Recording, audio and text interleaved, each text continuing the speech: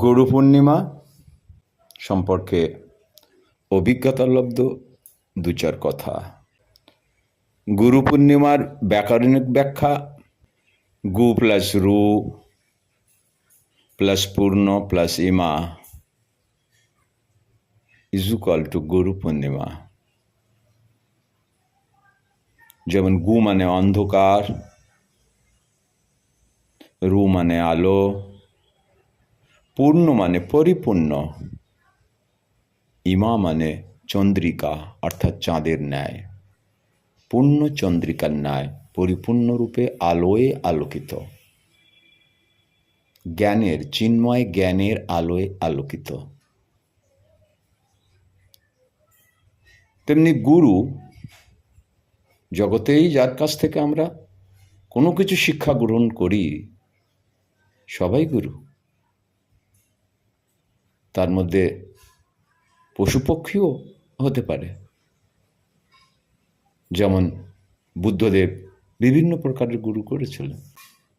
আরও অনেকে বিশেষ বিশেষ ভাগবতের উদাহরণ নিলে দত্তাত্রেয়ও অনেকগুলি গুরু করেছিলেন। তার মধ্যে পশু পাখিও সম্মিলিত। কিন্তু সদ্গুরু হল ভগবান শ্রীকৃষ্ণের সুযোগ্য প্রতিনিধি।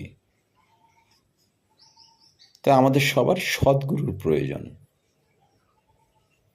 যিনি শিষ্যকে সম্পূর্ণরূপে ভগবানের অপ্রাকৃত সেবার বা সেবায় সুযোগ্য করে দেন, তিনিই হলেন সদ্গুরু।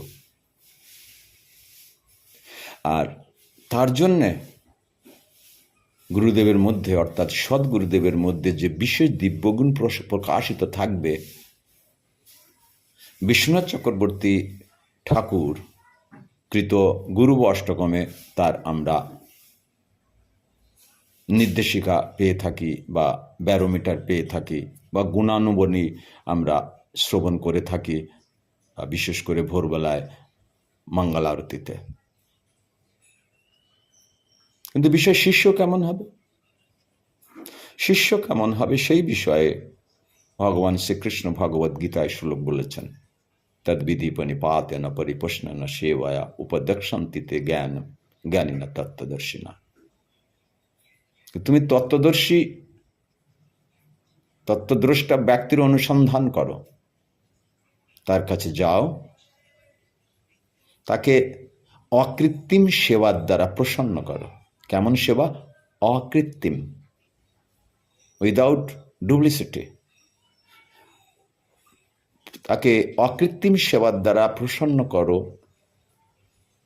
এবং বিনীতভাবে নতমস্তক করজোড়ে তাকে প্রশ্ন জিজ্ঞাসা করো। তিনি যদি চান, তিনি যদি মনে করেন আপনার মধ্যে তার পাত্রতা আছে, তাহলে তিনি তোমার প্রশ্নের উত্তর নিরাকরণ করবেন, প্রশ্নের উত্তর প্রদান করে তোমাকে সুখী করবেন এবং জ্ঞান প্রদান করবেন।